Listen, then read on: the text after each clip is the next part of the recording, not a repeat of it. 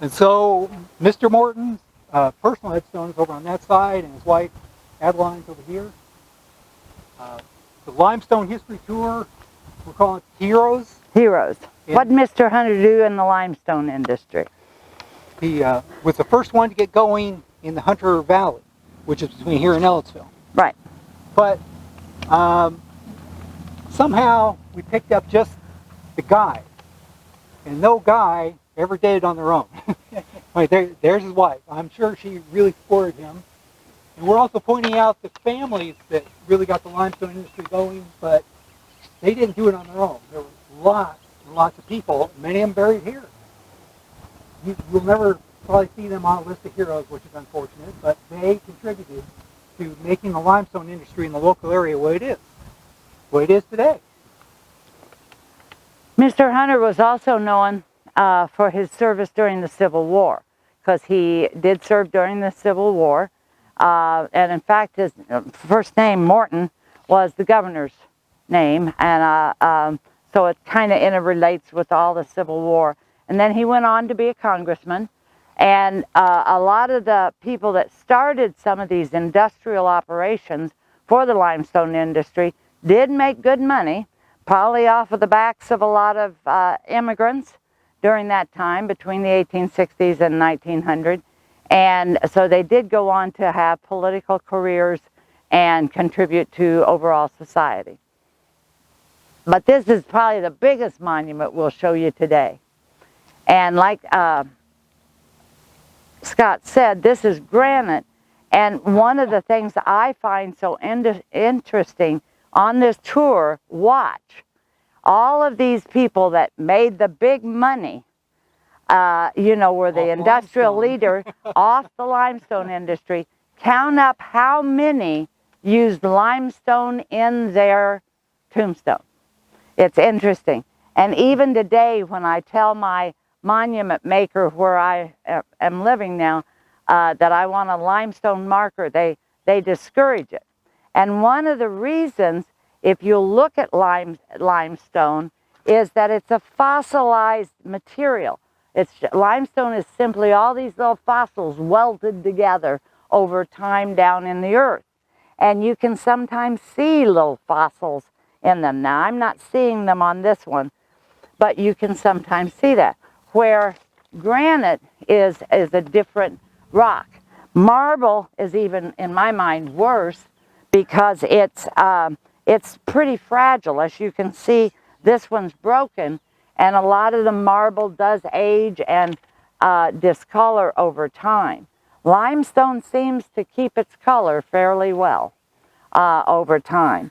But because limestone is the state rock, I want my tombstone out of limestone. Limestone is great because it's soft enough, it can be carved in amazing shapes. But the problem with limestone is it's soft enough that it erodes just with water, let alone acid rain. Yeah. Or well-intending people that clean with the wrong stuff. But we don't do that. No. Okay. Try to educate. So, we're going over to my truck next and then across the road. Yes.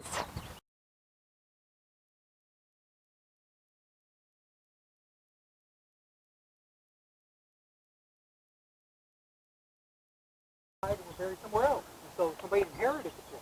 One of the other interesting things, especially for you guys that are fairly new to the area, if you look at the names on some of these, you will recognize the names of streets, because you can walk through this cemetery and almost draw a map of the streets, because there, you know, there's a, what's that name? I can't.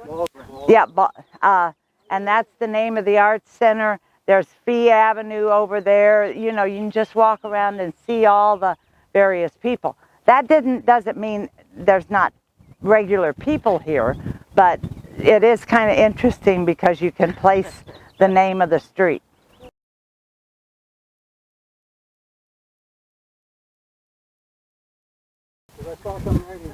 Yes. Right there. Well, peonies were important, and more than likely they started because they come out in bloom around Memorial Day. And so a lot of places started planting peonies around 1917, 1918. And a lot of public places like a cemetery like them because once they're gone, the plant itself will feed itself with nutrients of the sun, but you can mow them off and make for easier mowing after a certain point. And so that's why a lot. But Rose Hill, and we'd have to talk to Barb and the management, they've kind of emphasized the beauty and public nature of this cemetery.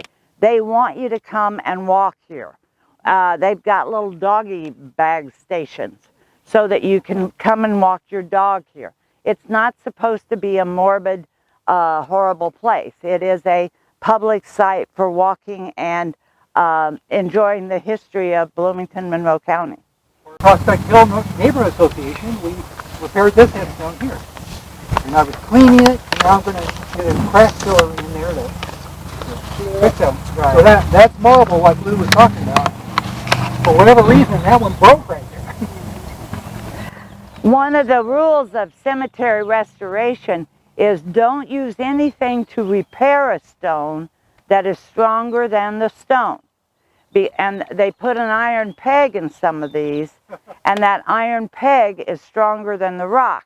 So the rock or the stone, the tombstone will break before the iron peg does. So they don't necessarily recommend trying to put things together with steel or stainless steel, that sort of thing. But to use epoxies and slop mix that's made out of a similar material as the rock. If it would break again, you want it to break in the same spot so you don't have additional cracks to repair. Okay.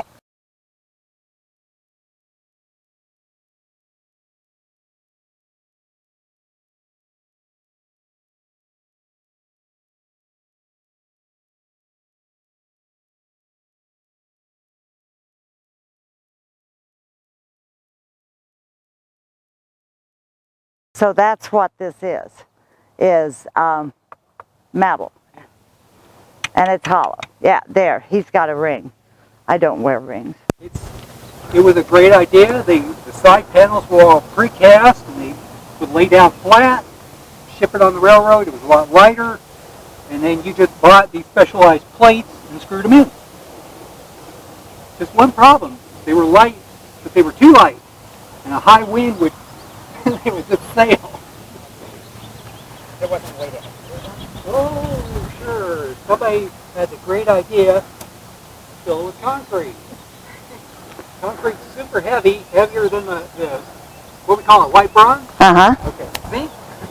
Heavier they would hold, and it starts to bulge out, and concrete also swells as it cures. And so that's why you end up... Several that were destroyed. And you have cracks even in that one. Oh, yeah. Yeah, well, right there, it broke out a whole section. Don't trust concrete. Just saying that you were part of the limestone industry, because it is a rock and a limestone. This is the Wooleries. They were, and as you can see, there were any number of them that were buried here, but they were all participatory in the limestone industry. And you can still go drive by and see a lot of the Woolery limestone area if you go kind of south. And what I like to do is see the rocks, though. Go out around some of these old limestone mills at night or during a thunderstorm is particularly nice. When the shadows on some of the old slabs will get dark and whatever. But the mill itself, it's always surprising to me how big they were. And they had to be to bring in rocks like this. The other thing that amazes me about some of the rocks that you see in some of the mills is the size. Thinking back to 1890, how did they get that there? Now, the limestone industry itself was not that successful until after about 1860 because it didn't have a way of transporting these rocks. Once the railroads came through here, then they could make some profit by moving those rocks. And a lot of the limestone mills had a spur or a line to their mill so they could run the rock to the main line. And so that's why you will see some of the tracks or areas that had limestone around Bloomington, Bedford, Ellettsville areas, because they were spurs that allowed them to move the limestone. You have to watch quarries though, because if you ever watch the movie Breaking Away, pardon me, you know we went swimming. Pardon me.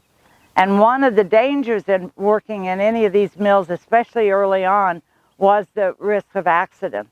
And there were a number, and I think of the Mount Salem Cemetery, where probably a section as big as this block, twice this big, looks empty. But we did some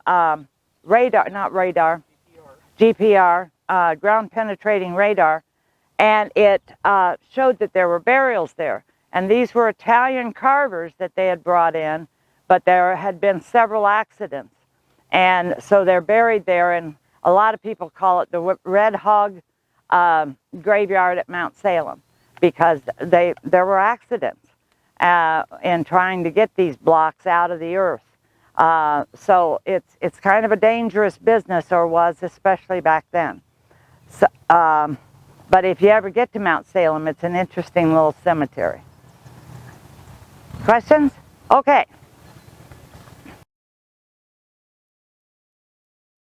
We did have Jason Church from the National Center for Preservation Technology come and talk to us about restoring iron and what you can do to preserve examples of old wrought iron.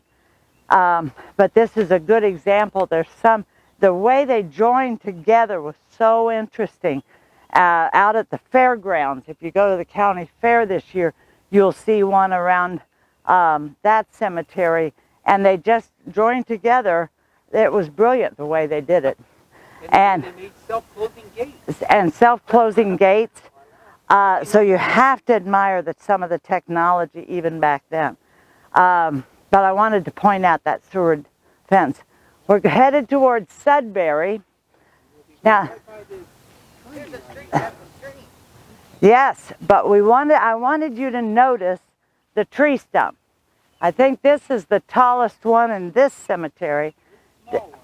There's a taller one in Chicago. So they did make huge tree stump tombstones. The branch is a broken branch of the family. In other words, somebody has died or passed away. The calla lily, of course, is a symbol of sorrow. There's usually ivy, and that's clinging love. So these things mean something. If we get back to Scott's truck, I did bring a couple of books on the symbolism of cemeteries and everything that you could look at.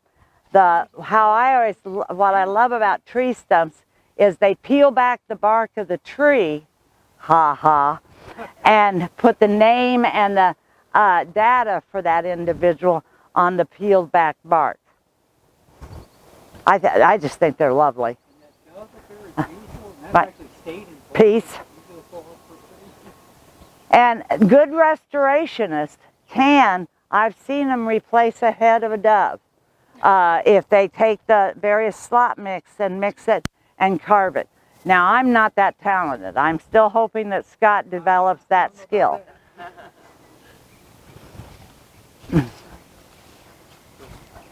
Now, that is poison ivy, so don't touch that.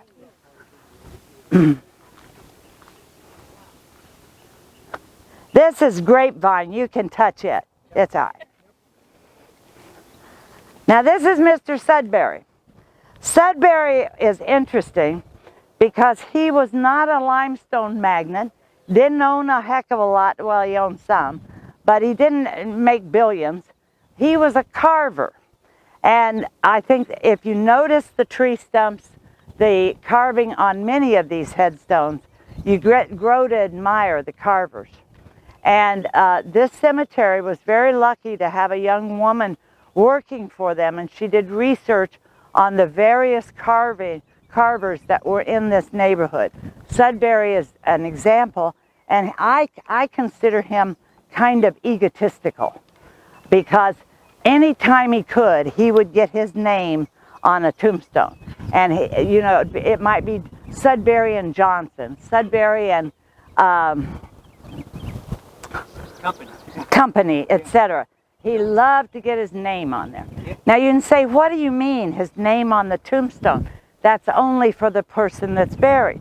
If you look at some of the tombstones, down at the bottom, usually, and I'll try and find a sample before we're done, usually it's going to be right here, either on the front or the back, but most of the time the carvers were very respectful of the person they were burying, and so it was on the back, almost like I'm the artist, but the person of main attention is the person on the headstone.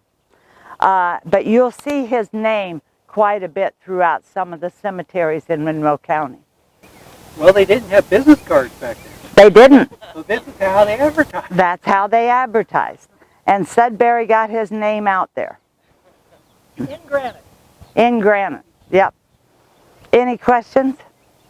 We've probably identified, and I haven't worked on this spreadsheet for a while, I've probably got a list of about 80 various people that have done, were carvers around this area. And it's very interesting because even a poor family that couldn't afford a purchase stone would sometimes find a rock and somebody would carve their name. And if you go out to Lucas Cemetery, out beyond Lake Monroe, there's some really interesting ones because they have some Native American designs on them. Now, whether the person that was doing it, an amateur carver, was of Native American descent, I don't know. But he wanted to symbolize and pay respect to the person that had passed on. Mowgli's are a critical contributor to limestone history in Monroe County, but in southern Indiana, because they were some of the chief carvers of those tombstone tree stumps, the tree stumps. And in fact, at the History Center, there's an entire book that one of the Hogleys wrote and illustrated with a lot of the tree stump headstones. So I love the name Hogley. We named one of our bulls after the Hogleys at the farm because I just think that name is an interesting name. But they did marry into the fees, so Mason Hogley is buried here in the Fee family plot. Here again, all granite, and it's pink.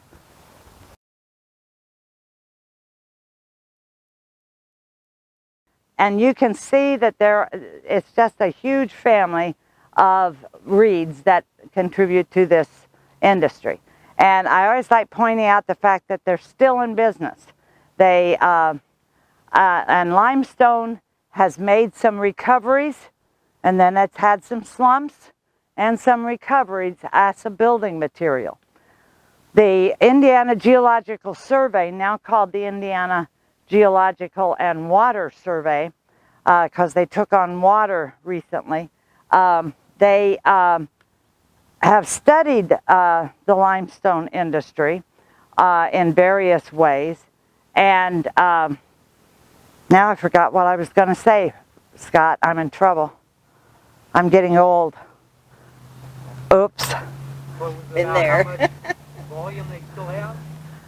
Well, and the limestone industry has. No, they did thank you. That reminded me. I'm a historian, so even though it continues today, one of the cool things about the Reed Quarry is that they've kept a neat history of their industry, and it's contributed to some of the research that IGS has done in exploring some of this. And they took on an archival project. The survey can go back in the records of Indiana limestone and tell you what quarry a certain rock came off of for a building. When the Pentagon got attacked in 9/11, they needed to replace those stones. So they came to the survey, they looked up what Bedford factory had produced that rock and sent it to Washington, and they could replace it with the same color. Because even though this looks kind of gray beige, you know, don't you think? Well, they'd probably have a specific color number to it, so they can match it in, especially in building supplies. Whether it was smooth cut, whether it was rough cut, a lot of that information is retained in these archives. They had to get a grant in order to digitize it, but you're free to go in and look at the National Archives, some of the other buildings in Washington, and of course all of IU is limestone, except for the original early building. Yep. Questions? Anybody seen the Washington? You see the writing on some of them, they had sunk that low. But what it took was digging the monument up, replacing it with sand and pea gravel to give it a good solid base, and then standing them back up. This is the colored section. Now I use that word not because of any, but when you see CO, but particularly USCI, it was a particular group of soldiers that fought during the Civil War. And so they're all listed there, and they were in the and you can find a complete list for the state of Indiana in the annual report of the Adjutant General, if you ever look into Civil War and where they're buried, etc. There's other monuments, Civil War monuments throughout this cemetery, but they seem to place here. With those in the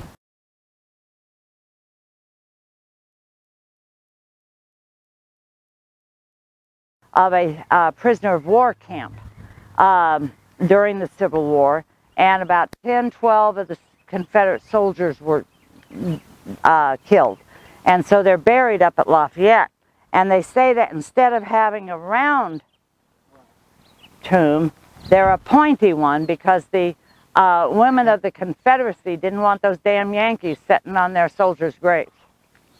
Now, you can believe it or not, I'm just repeating stories. I've seen those here in Monroe County. Yes. A few people from Monroe County went and fought for the South. Right. And they came back and were buried here, or some of them served in the South and then came back here instead of going through Reconstruction. Right. And you can see their headstones, it comes to a peak. Now, the reason is probably to distinguish them from the other.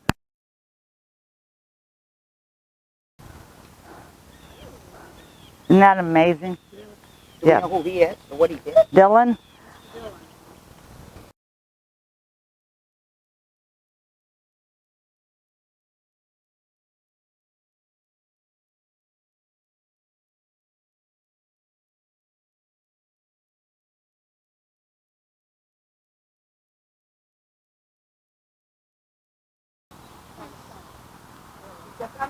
It's pennies from heaven. Lefty is one of at least 2 ball players in Rose Hill that had any fame. And the other one is Mr. Shively, straight ahead, that played in the Negro Leagues in the early 1900s. But Lefty made a name for himself. Well, we did more research with the cemetery, the Rose Hill Cemetery, and we found that all of his family was in this family plot.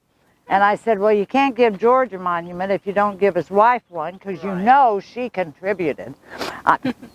Isn't that a feminist for you? So they went ahead and they managed to scrape up the money so that we could put in monuments for all the family that are here.